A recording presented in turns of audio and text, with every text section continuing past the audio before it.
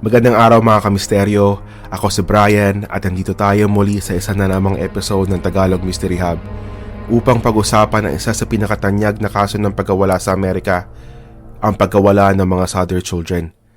Ano nga ba talagang nangyari sa kanila? Nasunog nga ba sila sa apoy? O may mas malalim na sekreto sa likod ng kanilang pagkawala?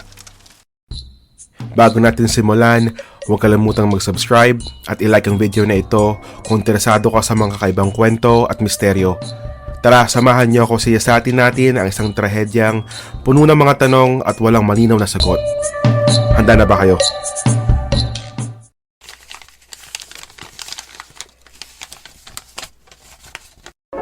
Ang mga Souther ay hindi isang ordinaryong pamilya.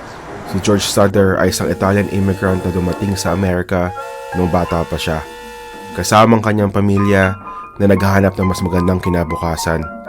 Lumaki si George sa Amerika, nagtayo ng isang matagumpay na negosyo sa trucking at nagkaroon ng 10 anak, kasamang kanyang asawang si Jenny Souther.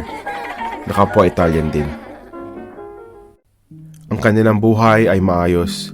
Kilala si George sa kanilang komunidad bilang isang masipag, matapat, ngunit may controversial na pananaw tungkol sa politika. Partikular na ang kanyang pagkapuot kay Benito Mussolini, ang diktador ng Italia. Marami sa komunidad nila ay mga Italian immigrants din, ngunit hindi lahat ay sumasang-ayon sa mga opinion ni George. Ang kanyang matapang na pagsasalita laban sa fascism ay posibleng nagdulot ng ilang alitan na nagbibigay daan sa iba't ibang spekulasyon pagkatapos ng trahedya. Mabigat ang panahon noon. Noong 1940s, matapos ang World War II, marami Italian Americans ang nagkaroon ng malalim na koneksyon sa politika sa kanilang bansang pinagmulan. Si Mussolini ay isang pinuno na hinating opinyon ng mga tao. May mga sumusuporta sa kanya at mga lubos na galit sa kanyang pamamahala. Ang tensyon sa pagitan ng mga magkakaibang pananaw na ito ay maaaring nag-ambag sa ilan sa mga kakaibang pangyayari sa kaso na susunod nating pag-uusapan.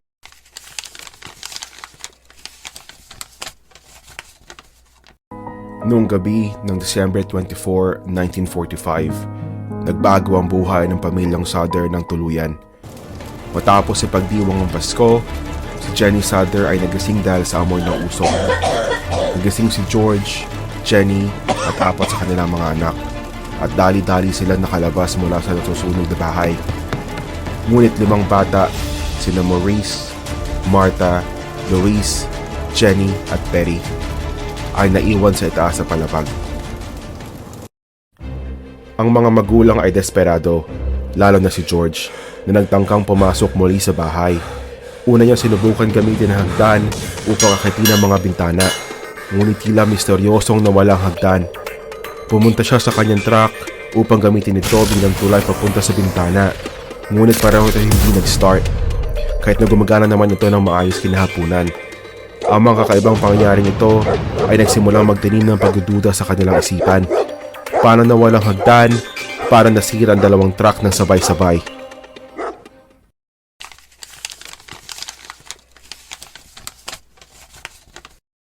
Mabilis na tupok ng apoy ang bahay ng mga Souther.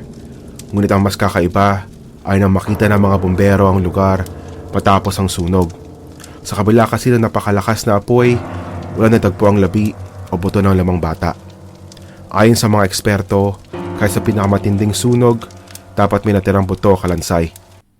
Ngunit ang investigasyon ay puno ng mga pagkukulang. Hindi agad tumugon ang mga bumbero. Ang kanilang fire department kasi ay understaffed dahil sa digmaan at holiday. Dumating sila mga 8:00 ng umaga kinabukasan, 5 oras matapos sumiklab ang apoy. Bukod dito, may mga ulat din na sinadyang pinutol ang linya ng telepono ng mga Souther. Isang detalyeng labis na nagpalalim sa misteryo. Hindi rin ito natapos doon. Bago pang sunog, may mga kakaibang bagay na nangyari. Ilang linggo kasi bago ang sunog, isang lalaking hindi kilalang lumapit kay George at sinabing, "Ang bahay mo ay masusunog at ang mga anak mo ay mawawala." Isang babala na binaliwala ni George bilang isang biro. Hindi rin ito ang unang pagkakataon na nakatanggap sila ng mga babala. Ang mga ganitong kaganapan, kasamang hindi maipaliwanag na pagkawala ng mga bata, ay nagudyok sa mga tao na magtanong kung ito ba isang aksidente o isang bagay na planado.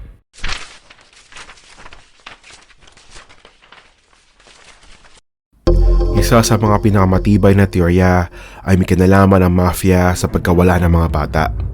Si George, dahil sa kanyang pampolitikong paninindigan, ay maaari naging target ng mga pro-Mussolini sympathizers o ng mafia na gusto magturo ng leksyon kay George. Ito ay lumitaw matapos ang sunog ng isang misteryosong babae na nagsabi sa pamilyang Sutter na ang kanilang mga anak ay buhay pa at dinala sa ibang lugar.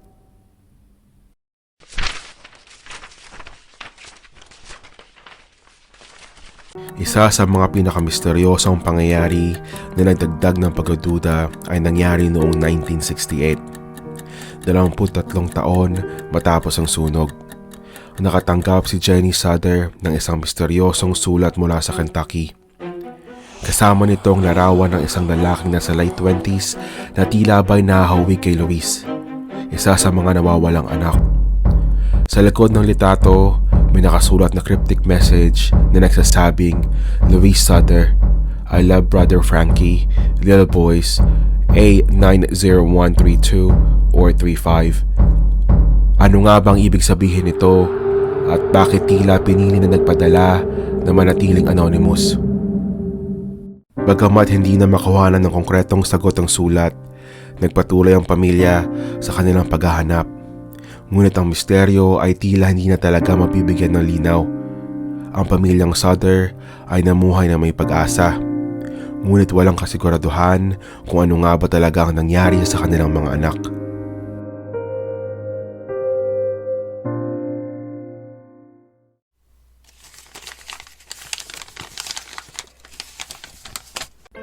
Ang pagkawala ng Sutter children ay nagpatuloy na gumugulo sa isip ng marami.